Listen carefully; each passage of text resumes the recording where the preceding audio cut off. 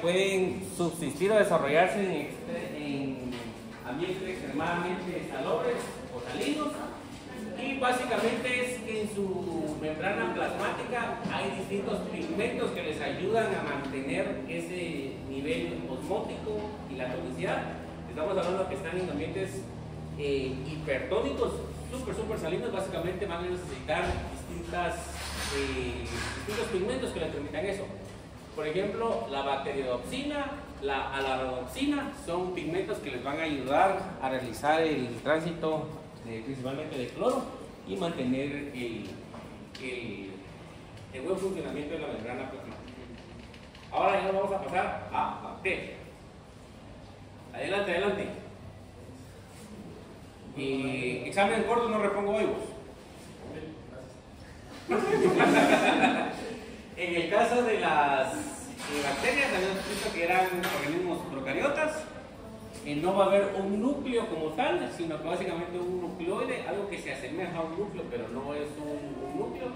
Y en su interior va a estar el ADN o el material genético. Importantísimo que vean, vamos a encontrar una pared celular, pero también vamos a encontrar pili, básicamente son como pequeños pelos, y también vamos a encontrar flagelos bacterianos. En el caso de los flagelos, cuando esté presente, básicamente es para la locomoción. En el caso de los pili, también ayudan a la locomoción, pero también a comunicarse con otras bacterias.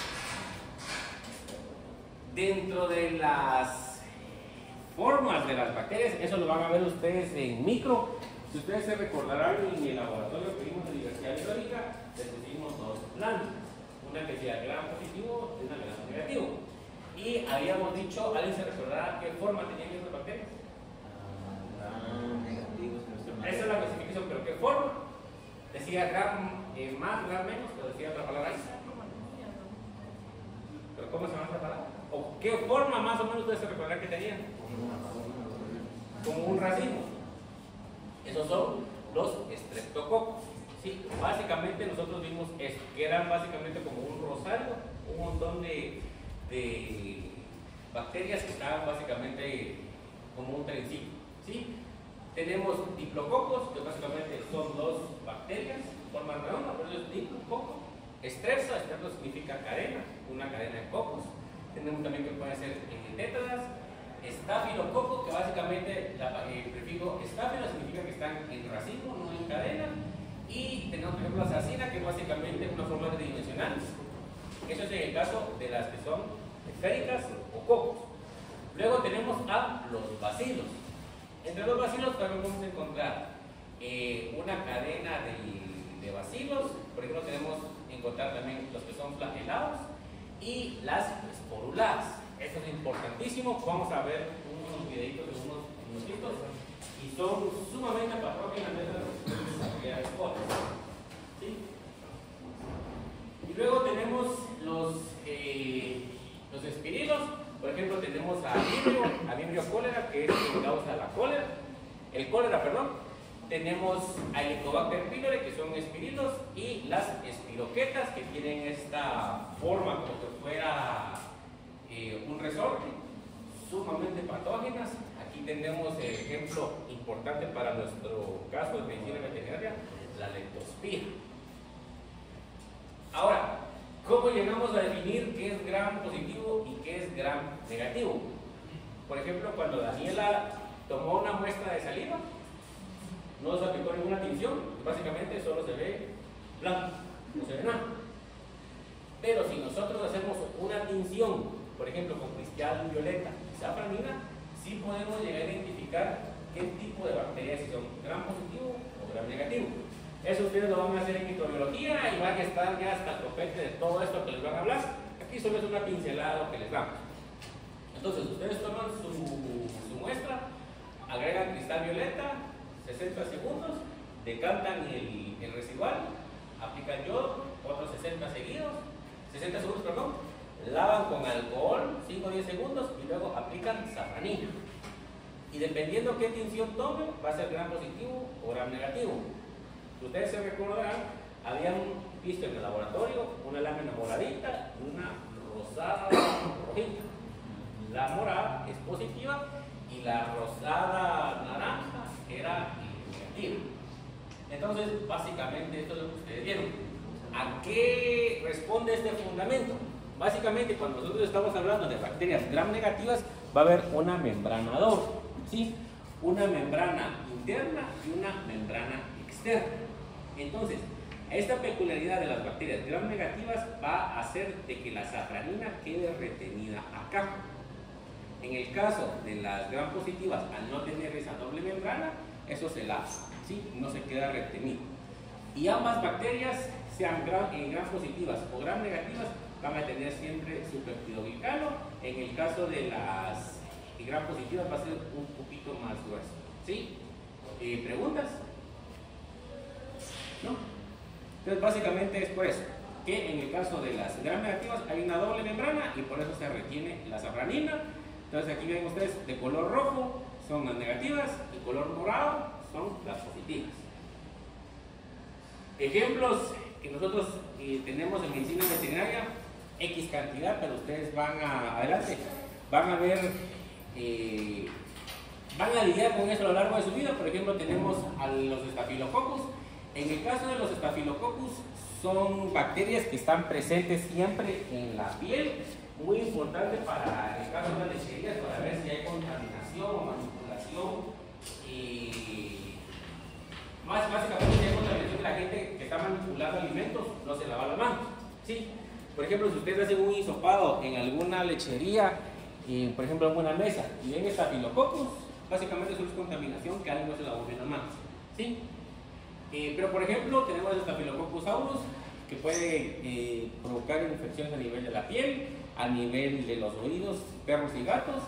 Tenemos estrepto, importantes en el caso de las mastitis, pero en el caso de las mastitis, que eso supongo que ya se los explicaron en los cursos de ICA y prácticas primarias en algún momento, tiene que ver también mucho en el caso de las mastitis por E. coli, que aquí está, E. coli, sí, aquí está. Básicamente es un comensal, es una bacteria que ustedes van a encontrar normalmente a nivel de las heces, a nivel de la flora intestinal. No toda E. coli va a causar enfermedad, tiene que ser enteropatógena, eso lo van a ver ustedes más adelante en la carrera.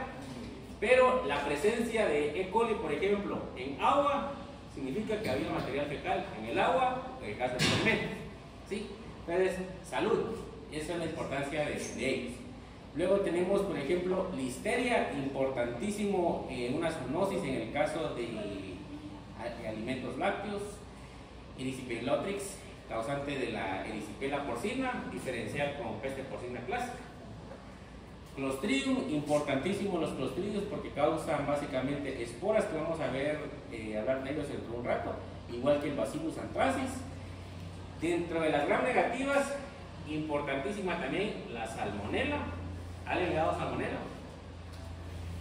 Fíjense que a mí me dio una vez salmonela. Y eso sí se lo puede llevar a uno allá con San Pedro. Yo estaba en Panamá en ese entonces y había un compañero que él acostumbraba siempre a llevar su almuerzo. Y a mí nunca me ha gustado andar llevando ni trayendo platos. Entonces dije, yo voy a ir a comer donde sea, y dije, pues yo voy a ir a comer a un McDonald's. Entonces me dijo, ¿crees que yo no tengo que calentar mi comida? Vamos, y fuimos a una fonda cochina que había ahí, porque él tenía un microondas ahí que podía calentar. Entonces yo pedí un pescado y no sé, y como a las 3 horas yo empecé con una vomitadera y una vomitadera y una vomitadera y una vomitadera y no me paró. Afortunadamente tenía seguro en ese entonces, y fui al hospital y cayó que era salmonela. Pero si ustedes de mala pata caen con salmonela, eso en unas 12 horas los puede matar, ¿sí? Es fregada la salmonela. A mí ese arroz con pescado creo que me salió como en $600 la broma con los antibióticos y todo. Sí es fregado. Y básicamente yo comí el pescado contaminado con heces humanas. Básicamente es lo que yo comí. Luego tenemos a la Klebsiella, importantísima también en caso de enfermedades nosocomiales. La Pastorella montosia también, que causa enfermedades respiratorias concomitantes. Bordetella, Brucela también importante, causa abortos de distintas especies. En el caso de las hembras sí produce abortos, en el caso de los machos una inflamación testicular, ¿sí? También es una zoonosis importante. Leptospira también, importantísimo ahorita en el contexto que estamos viviendo de muchas lluvias, que eso vamos a platicar más adelante. Ahora, este es un trabajo de SAO y colaboradores que básicamente nos están ejemplificando de una forma muy didáctica que es un biofilm o una biocapa.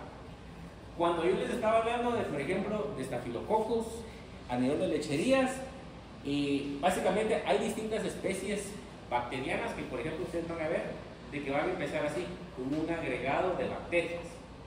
Luego vamos a ver de que a ese agregado bacteriano se le agrega una capa de grasa.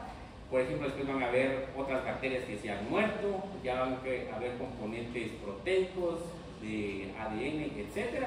Y básicamente van a conformar una película, ¿sí? Van a crear una superficie donde ellas se ayudan a agregarse y adherirse, ¿sí? Básicamente eso es el biofilm. ¿Y por qué es importante en el contexto nuestro? Si ustedes tienen algún perro y no le lavan los dientes, o ustedes no se lavan los dientes, o en algún momento no se lavaron los dientes, van a ver que cuando está el diente, la superficie limpia, está nítida, lisa.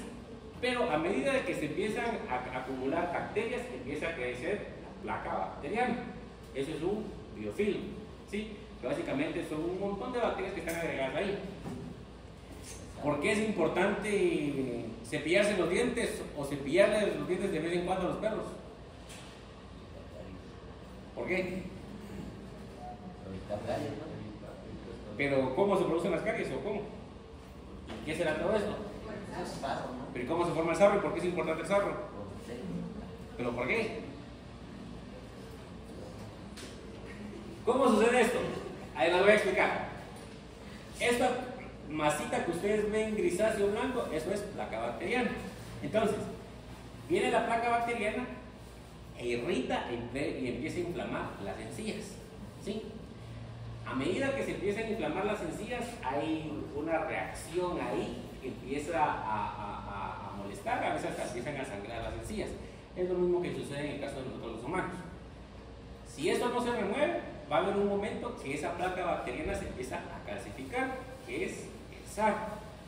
¿Y el sarro por qué es importante? Porque va a proveer de una superficie más rugosa para que se agregue más placa bacteriana. Entonces va a haber un momento que va a haber tanta placa bacteriana que empieza a destruir el tejido periodontal, que es el tejido de soporte de los dientes, el ligamento dental, que básicamente los dientes se empiezan a mover, y si no se trata eso, los dientes hasta se pueden llegar a caer, ¿sí? Pero que alguien se quede short, pues como igual un perro, es como pobrecito, pero de ahí no pasa, no es cierto. Va a haber un momento que ese perro está básicamente tantas bacterias que hay en la boca que todo eso se lo está tragando. Además de que aquí a nivel gingival todo eso está llegando a nivel sanguíneo. Y sí se ha visto que hay una correlación entre la enfermedad periodontal y problemas cardíacos, ¿sí? Que básicamente es toda esa porquería que se está tragando un perro, un gato o una persona, ¿sí? Por eso siempre se cepillan los dientes, ¿no? Creo que también produce problemas renal. ¿Renal? Sí. Y vean, aquí lo que ustedes ven, todo esto es sarro con un poquito de placa bacteriana, y aquí todo debajo, todo este moglero, ahí está el diente.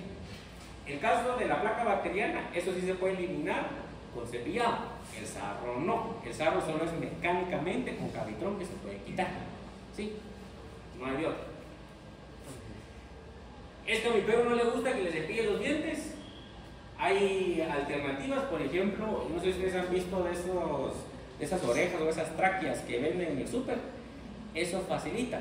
¿Cuál es el problema? Por ejemplo, el caso del concentrado o dietas muy blandas, de que eso se queda pegado a la superficie de los dientes. Si ustedes ven un lobo en la naturaleza, se lo topan y le abren la boca, no van a encontrar nada de eso. ¿Por qué? Porque él, al triturar los huesos, mecánicamente se los está limpiando. Nosotros con la domesticación con el perro, la dieta blanda, todo eso se queda pegado ahí y el perro no tiene cómo quitarse. Pero si yo le doy un juguete, por ejemplo, una oreja, un hueso fresco de fémur, o ya sea una tráquea bovina, él sí va a tener cómo limpiar mecánicamente los dientes. Si en dado caso el perro no se deja lavar los dientes. ¿Sí? ¿Preguntas? ¿No? ¿Y el apio? No he visto que ayuda también. Se puede también en el caso de la zanahoria, porque ellos sí logran enterrar cabal los dientes ahí, sí podría ayudar. ¿Sí? pero ¿qué tanto hambre te puede recibir? Que ahí es lo complicado, pero si se los acepta, enhorabuena. ¿Sí? Bueno, ahora vamos a hablar de las esporas, importantísimas. Básicamente nos estamos englobando a un par de géneros bacterianos, por ejemplo algunos bacilos, algunos clostridios, que por ejemplo, yo tengo a una bacteria que está en el ambiente, que eso lo platicamos hace como un mes. ¿Alguien que me recuerde que cuando hemos platicado del antrax? ¿Alguien se recuerda que habíamos platicado del antrax? ¿No? Ah, bueno, pero ¿qué más? Es una espora que se transmite por el aire. ¿Y qué precauciones tenían que tener importantes o peculiares ahí cuando estamos hablando de antrax? No podía salir el cuerpo. No se podía abrir el cuerpo porque básicamente la bacteria en contacto con el ambiente esporula. ¿Y cuál es la importancia de la esporulación? Entonces, por ejemplo, yo tengo a una bacteria, este es un caso un Bacillus anthracis, y él detectó determinadas condiciones que no le son favorables, es decir, que la bacteria se estresó. Entonces, ella va a empezar a crear un septo o un tabique, que básicamente es un mecanismo genéticamente funcional que le permite empezar a prepararse para esporular. Entonces, vean, yo estoy formando aquí un par de tabiques, se está creando la replicación de ADN y voy a tener una célula madre y una espora hija. ¿Sí? Básicamente estoy haciendo esa replicación del ADN y la formación de septos o tabiques, que básicamente estoy separando a la bacteria madre y a la espora. Posteriormente, la célula madre, la bacteria madre, va a empezar a englobar a esta espora. Y vamos a empezar a formar capas, básicamente es un peptidoglicano que está empezando a recubrir a la espora hija. Posteriormente, esta va a madurar y cuando ya haya encontrado condiciones adecuadas, se va a romper y se va a liberar la espora, la cual va a ser una bacteria completamente funcional para infectar a otros hospederos. ¿Sí? Pero ahora, ¿qué pasa con el antrax? Esta es una noticia de hace un par de años, que un reno muerto de hace 75 años con Bacillus anthracis desencadenó un brote mortal de antrax. ¿Sí? En el caso de las esporas pueden subsistir décadas a nivel del suelo, que también se les conoce como enfermedades telúricas. ¿Sí? Por ejemplo, un animal que se murió de antrax está en el suelo, eventualmente todo se va a descomponer, pero las bacterias van a quedar ahí a nivel del suelo, más bien las esporas. Entonces, ¿qué puede pasar? Por ejemplo, hay un terremoto, se sacude el suelo, puede empezar a surgir vegetación, pero esa vegetación va a estar contaminada con esporas de antrax. Luego viene un animal susceptible, sano, consume ese pasto, está ingiriendo las esporas sin saber. ¿Sí? Entonces eso es lo delicadito de esas enfermedades y que es lo que habíamos platicado en el caso de antrax. Un animal sospechoso a antrax, por ejemplo, que tiene problemas para coagular, diarrea explosiva que color chocolate y la sangre después de color chocolate, no se haga, ¿sí? No van a ustedes a hacer la necropsia ahí y estar regando esporas, no, se entierra y a lo sumo se le corta una oreja y se manda al laboratorio y se acabó. Ustedes saben algunos de esos animales, ya se infectaron ustedes y todo lo que está ahí alrededor. ¿Sí? ¿Preguntas? Y ahora, esto es muy latinoamericano esto. Ahorita lastimosamente por las lluvias no hay buenos drenajes. Entonces, por ejemplo, si ustedes tienen esa costumbre, o sus sobrinitos, ustedes cuando eran chiquititos, de que cuando hay charcos les gusta irse a bañar ahí y estar jugando en los charcos, no es buena idea.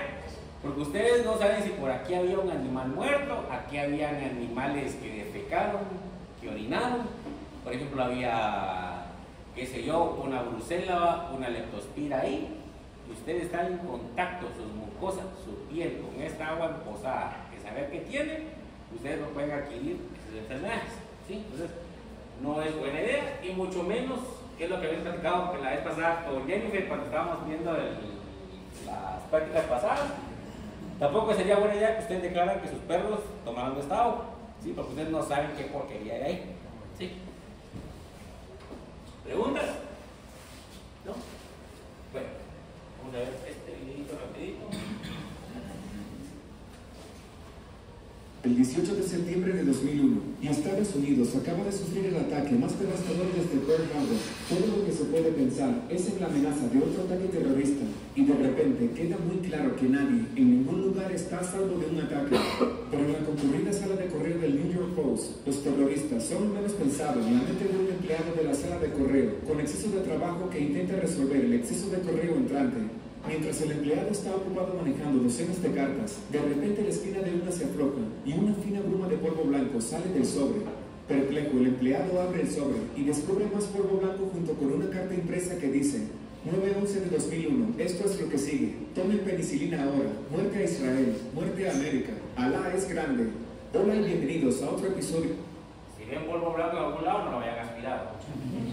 De Maravilla. Hoy estamos recordando los ataques de cartas con Antrax en los Estados Unidos, mientras echamos un vistazo a lo peligrosa que es una carta con Antrax. Una semana después de los ataques terroristas del 11 de septiembre, se enviaron varias cartas por correo a varios medios de comunicación y figuras políticas. Dentro de cada carta había una nota impresa que se parecía mucho a una amenaza terrorista, junto con un polvo mezclado con esporas de Antrax. Para cuando dejaran de llegar las cartas, 5 personas estarían muertas y otras 17 hospitalizadas en estado grave.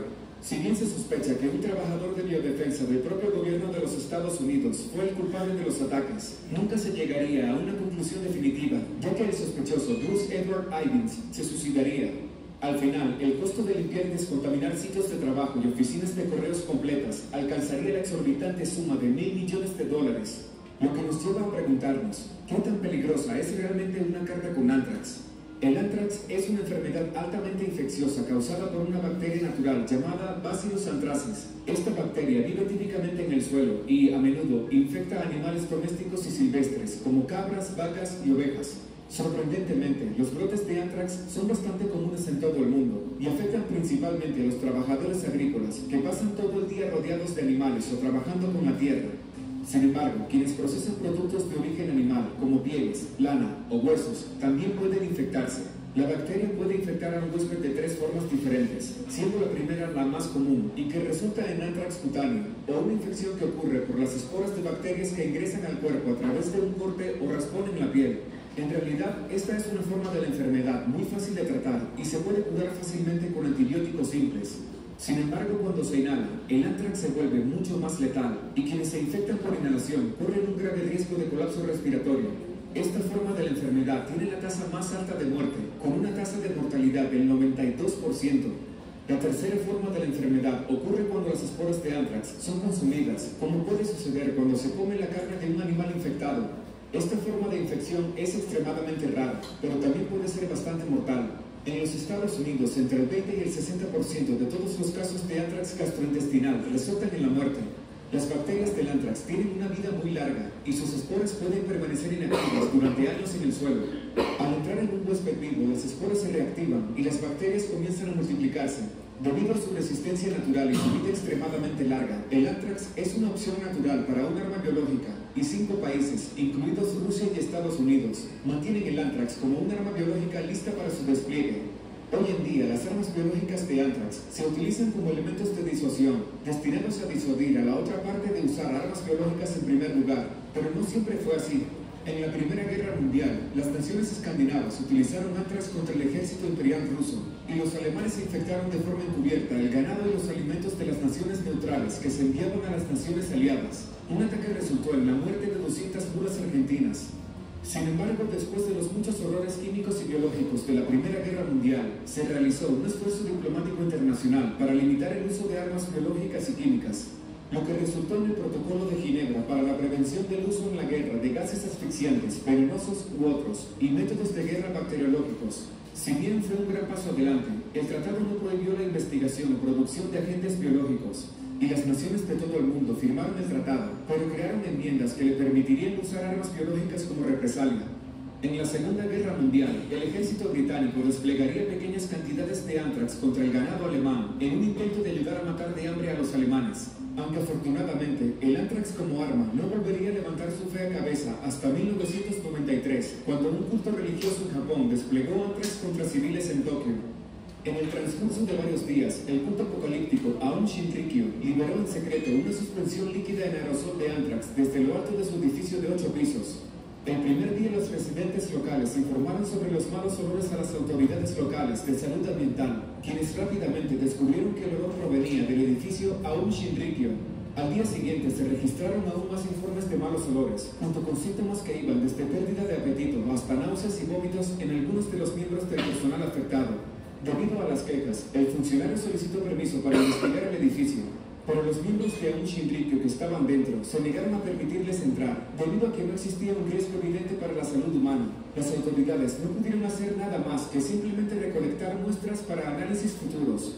Al día siguiente, una niebla intermitente comenzó a escapar de una de las torres de enfriamiento en lo alto del edificio, y aunque nuevamente los funcionarios tomaron muestras del residuo aceitoso que quedaba en los lados del edificio, no se hizo nada más. No sería hasta 2 años después del ataque con gas sarín, en marzo de 1995 en el metro de Tokio, que los funcionarios regresaron y analizaron las muestras, descubriendo que el grupo había estado tratando de aerosolizar una suspensión líquida de esporas de anthrax. Obviamente, su plan no había hecho más que enfermar levemente a algunas personas, pero si hubiera funcionado, podrían haber matado a cientos o muchos más. Por su parte, el culto apocalíptico creía que la pandemia resultante había desencadenado una guerra global que había terminado con el líder del grupo gobernando el mundo. Eso parece un gran salto, pero soñar no cuesta nada. Entonces, por un lado, el anthrax se usó para intentar iniciar una tercera guerra mundial, pero no logró que nadie tuviera más que una leve náusea. Por otro lado, aunque pequeñas cantidades de polvo blanco provocaron la muerte de 5 personas y casi 2 docenas de enfermos graves, ¿qué tan peligroso es realmente el anthrax? Y específicamente, ¿qué tan peligrosa es una carta con anthrax? Bueno, como ocurre con la mayoría de las cosas, la calidad de la muestra utilizada en el ataque es muy importante, al igual que la competencia técnica detrás del método de dispersión. El anthrax es sorprendentemente fácil de cultivar en casa y no requiere más de $2.500 en equipos de laboratorio fáciles de comprar para comenzar su propio programa de armas bioterroristas. El anthrax también se adquiere muy fácilmente del suelo de casi cualquier área agrícola, por lo que obtener una muestra base no es realmente difícil. Sin embargo, algunas cepas de la bacteria son mejores que otras, y aunque el culto japonés del fin del mundo, Aum Shinrikyo, estaba ejecutando un programa de armas de anthrax de nivel amateur, el sospechoso detrás de los ataques con cartas estadounidenses era un ex empleado de biodefensa estadounidense, y habría tenido acceso a muestras de esporas de muy alta calidad. Como mínimo habría tenido los medios y la educación para crear el suyo propio, a partir de una muestra salvaje. El ataque de aerosol no funcionó por una variedad de razones, principalmente porque los investigadores no creían que el grupo del fin del mundo hubiera perfeccionado el proceso lo suficiente y terminó matando a la mayoría de las esporas. Sin embargo, el polvo concentrado en el que se encontraron cubiertos los que recibieron las cartas de anthrax habría sido un método de entrega extremadamente óptimo. Cuando sostienes una carta, por lo general, lo haces muy cerca de la nariz y la boca, y dado el tamaño microscópico del anthrax, no se necesitaría mucho para que solo unos pocos cientos de millones de esporas lleguen a tu tracto respiratorio. Cualquier polvo que se derrame en tus manos se esparciría rápidamente por tu piel y luego sobre tu ropa, donde podría ser arrastrado a otras áreas de tu piel. En ese momento, incluso el más mínimo corte o punción en la piel provocaría una infección. En resumen, las cartas de anthrax siguen siendo una seria amenaza y, dependiendo de qué tan cerca pegues la cara a tu correo, podría conducir a una muerte segura. Dado que el último ataque costó un total de $1.000 millones en limpieza, el anthrax es una amenaza que el gobierno de los Estados Unidos se toma muy en serio. Así que si estás buscando unirte a los otros bromistas que enviaron cartas falsas de anthrax llenas de talco luego de los ataques originales, te recomendamos que no lo hagas antes de encontrarte en prisión por hacer amenazas mortales. La fecha. Afortunadamente vivimos en Guatemala, eso no va a pasar. ¿Y preguntas? ¿No? ¿Cómo? ¿Cuántos tipos de anthrax hay entonces? Digamos, bacterias es una especie, pero hay distintas cepas. Sí, por ejemplo, donde la aislas va a ser una distinta cepa. Por ejemplo, que alguien que la aísla aquí, por ejemplo, que alguien que la logra aislar en la Universidad del Valle, que una que la aíslen en México, etc. Va a ser distinto. Y yo creo que ninguno de ustedes estaba vivo ni planeaban hacer cuando fue a las Torres Gemelas. ¿No? En el 2001. 2001. Y aquí la gente andaba loca por eso lo del anthrax, pero es como ni han de saber dónde es Guatemala. Bueno, ahora, cuando estamos hablando de reproducción bacteriana, eso lo hemos platicado, que básicamente es un cromosoma único y esto va a ser a nivel circular, que se va a realizar la replicación del ADN, más o menos parecida con lo que platicamos en el caso de eucariotas. Vamos a ver que va a ser la replicación del ADN a nivel de los nucleones, y siempre por una profase, metafase, una anafase, y por último una telofase, que va a ser el proceso de citocinesis. Básicamente. Ahora, esto es cuando estamos hablando de reproducción asexual, ¿sí? Pero ¿existe reproducción sexual en el caso de bacterias? Sí y no. No tal cual lo conocemos, pero sí puede haber intercambio genético en el caso de ellos. Por ejemplo, puede haber a través de la transformación, conjugación o la transducción.